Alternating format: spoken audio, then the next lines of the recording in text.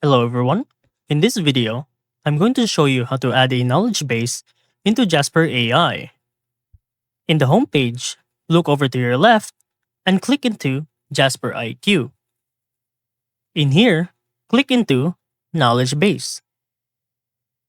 If you don't have any knowledge base at all, click onto this button Add Knowledge here at the bottom or here at the right.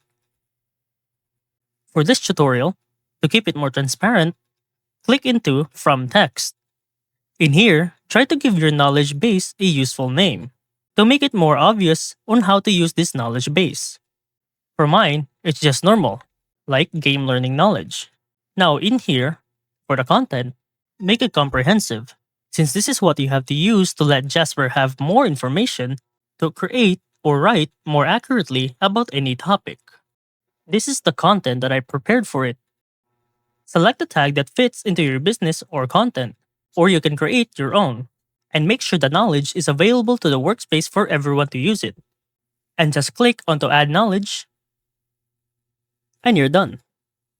You'll be able to use this knowledge as much as you want in the future.